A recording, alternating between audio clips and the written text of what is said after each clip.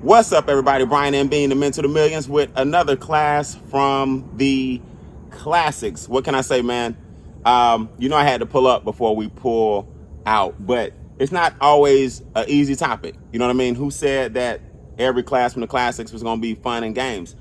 And this is definitely not one of them. We lost a lot of legends this year. You know what I mean? And in very, very short periods of time.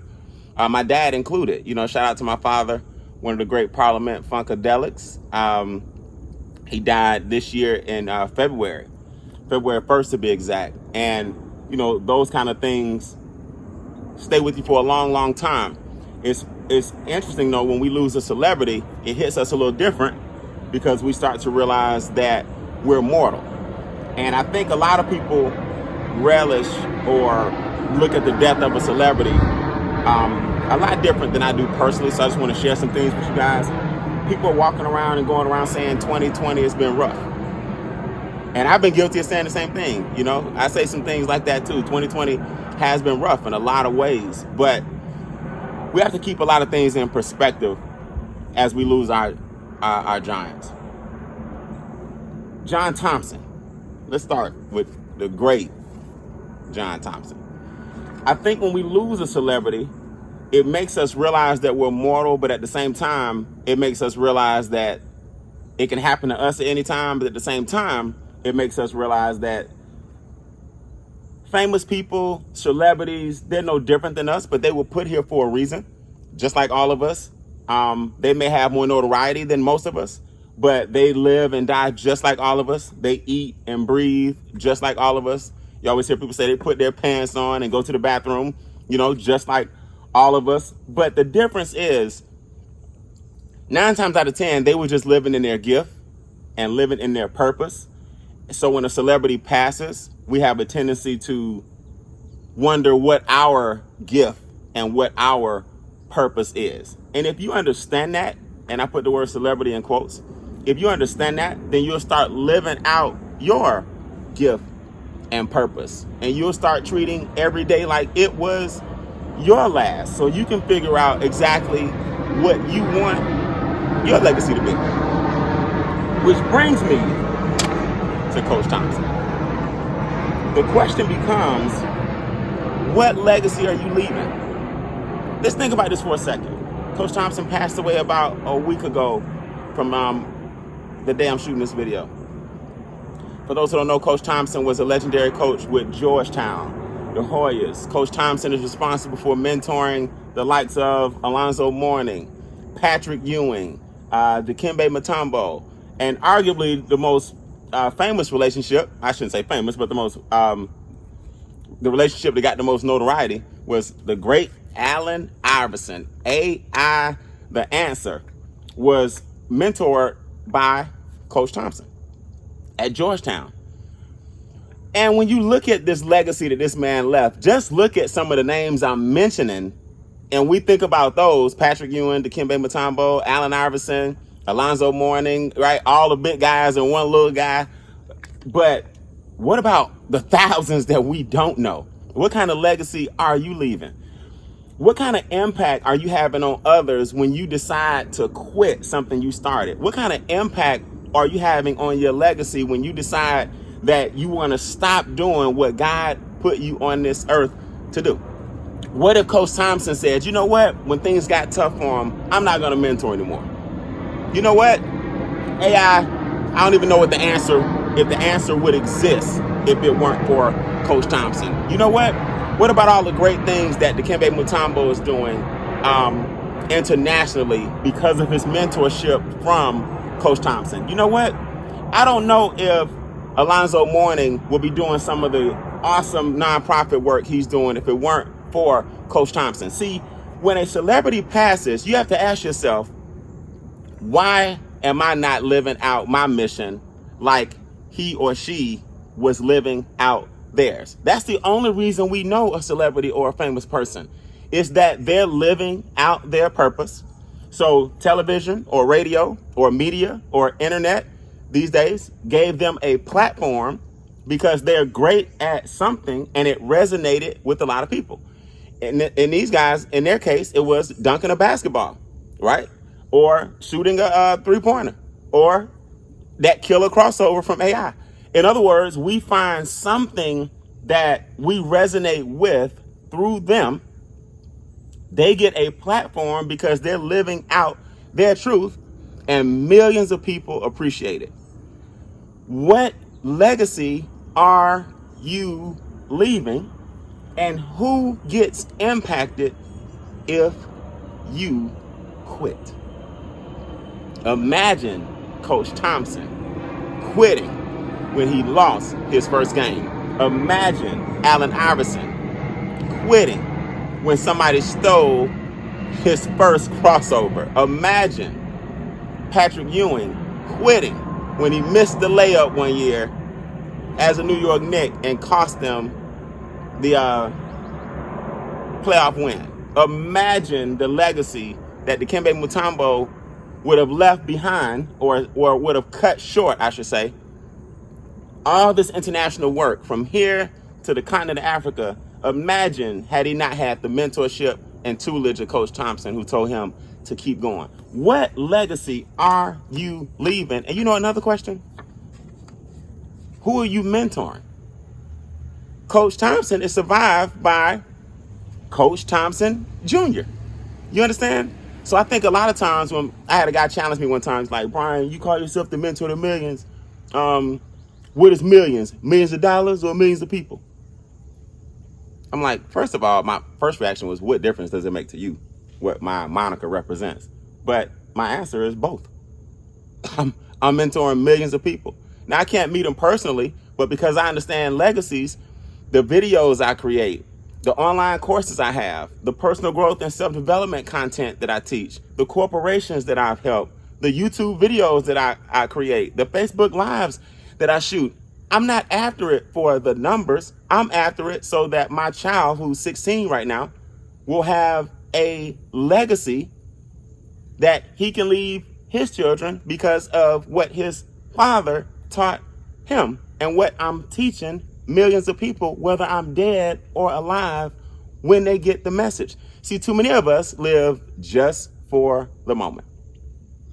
Now, what's crazy about that is that's kind of an oxymoron, right? You're supposed to live for the moment. That's one of my affirmations, is live in the moment. Stop thinking about what you got to do tomorrow. Stop, Brian, you at the game, enjoy the game, and stop worrying about the course or class that you got to create tonight when you get home. Live in the moment. I get it.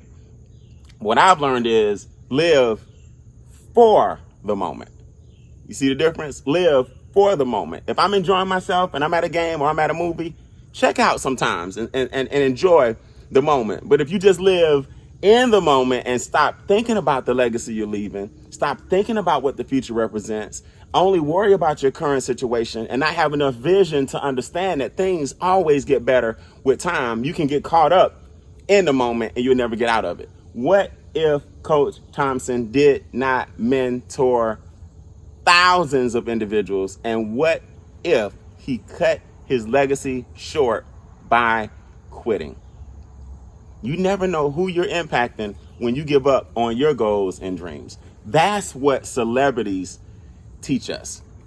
They're human, but what they show us is that they now have a platform or a gift that resonates with a lot of people, and we have to figure out what ours is while we're here on this planet. We're not drinking water goblets today. Rest in paradise to Coach Thompson. The Black Mamba. The Black Mamba. Actually, when my father passed in February, Kobe passed a few days later, if I'm not mistaken. We knew my father was passing, and I was at the airport headed back home, only to fly right back and see him the next day. And Kobe passed in the interim. It was a crazy week. The Black Mamba. What can we learn from the Black Mamba? We all have our lessons. Do what you love to do and stop putting things off. You know, it makes us feel better sometimes, but it doesn't mean it's any less fortunate. But people say Kobe passed doing what he loves to do. He was on his way to take his daughter and the team to practice on a helicopter. but he was doing what he loved to do. You know, the sad thing about Kobe is always, you know, such a tragic thing. It's an unexpected thing. But that's why we have to do what? Do what we love to do, and we got to stop putting things off. I always teach people in my courses, when you think of something, do it. If you're going to make that phone call, make it. If you're going to run that errand, run it. If you're going to clean out that closet, clean it. If you're going to get that shed unpacked, unpack it. If you're going to read that book, start reading it. If you're going to create that new habit, begin. We got to stop putting things off. You know, it's an old cliche. We all hear it, but that's why they call it the present, right? This time is a gift. Tomorrow's already gone. The future's not here yet. And this present is a gift. That's why they call it the present.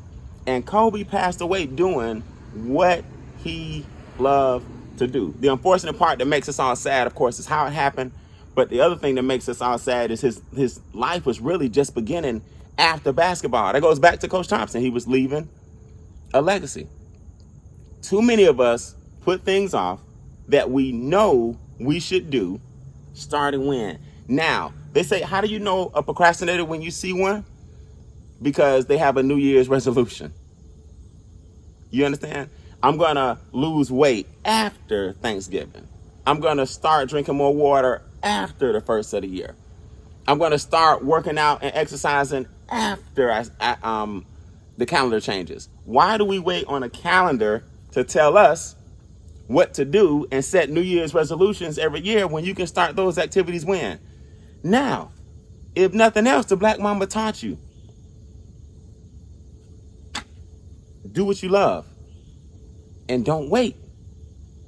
Don't hesitate. Don't procrastinate. Do what you love and don't wait. Don't hesitate and don't procrastinate.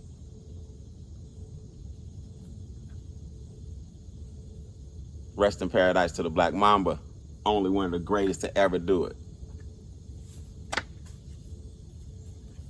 How do we lose the Black Mamba and the Black Panther in the same year? How do we lose the Black Mamba and the Black Panther in the same year? Only God knows, right? It's not about being sad. It's about celebrating their life. What can we learn from Mr. Bozeman? Sahara Prince is one of my favorite rappers. And he had a quote. No squares allowed in our circle. I can't give you the real lyric, but look up Sahara Prince. No squares allowed in our circle. Called them Waffle Brothers. Don't quote me, but I can't hang around Waffle Brothers. No squares allowed in our circles. This gentleman had a circle that didn't let the media, TMZ, his co-workers, producers, directors, no one knew that this man was fighting what he was fighting. No one in his circle leaked his information.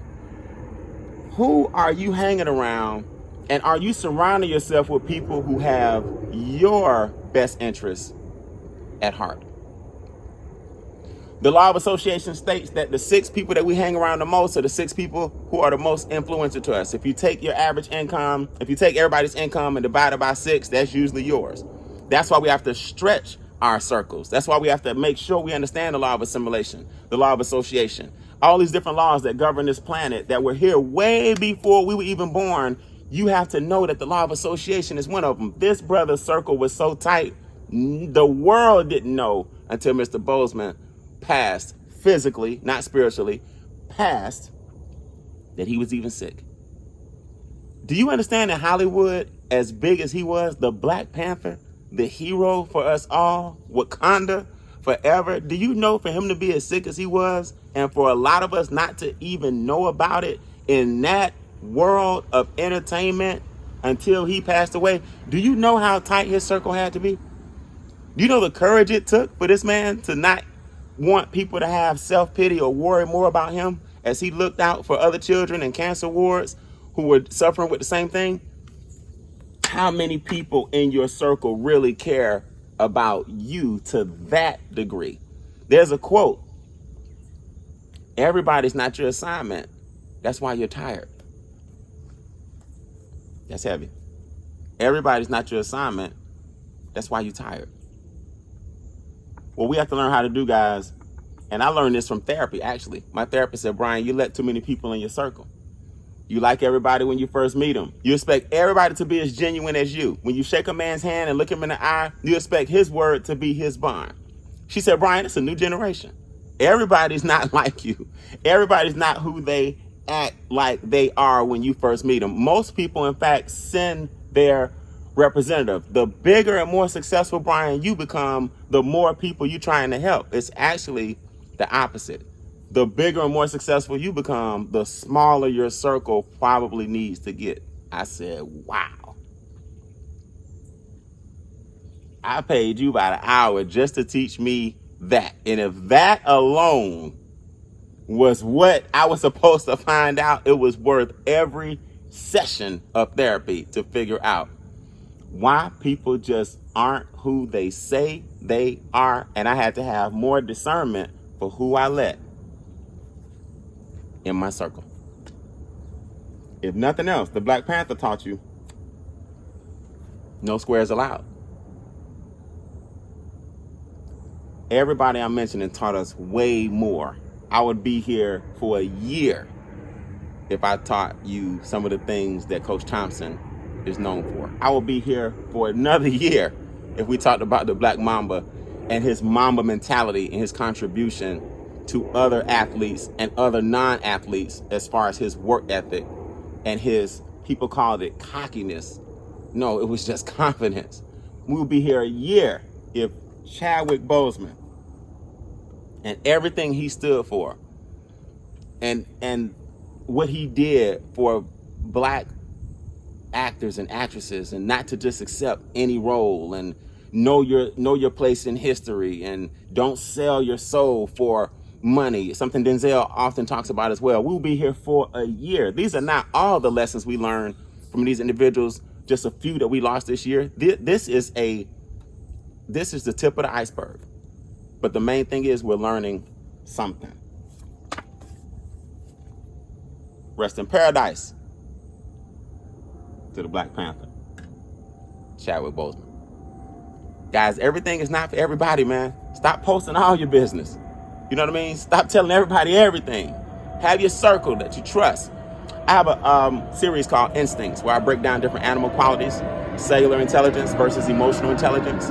I talk about how the tiger and his qualities help him to survive, the eagle, the ant, the praying mantis, the brown bear, the black bear, the jaguar, the hummingbird, the silverback gorilla. I'm up to like my 18th animal with my Instinct series. But one animal, the rhino, has birds on his back all the time. And people say, why are those birds always on the rhino? And don't the birds aggravate the rhino? No, the birds and the rhino actually have a relationship.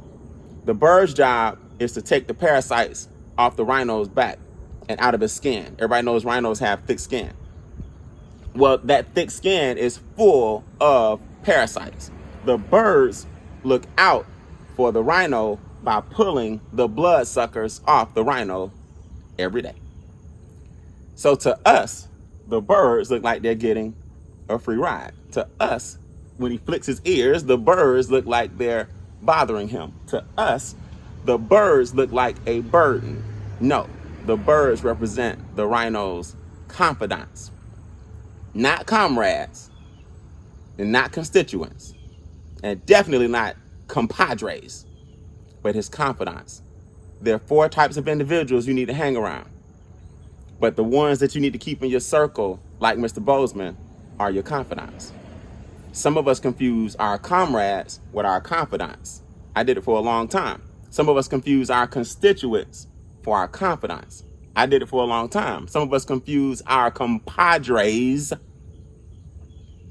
for our confidants. I did it for a long time. And the minute I realized that I only have a few confidants and everyone else is a constituent, a comrade, or a compadre, my success, my income, my peace of mind, my intelligence, and my discernment for others went through the ceiling.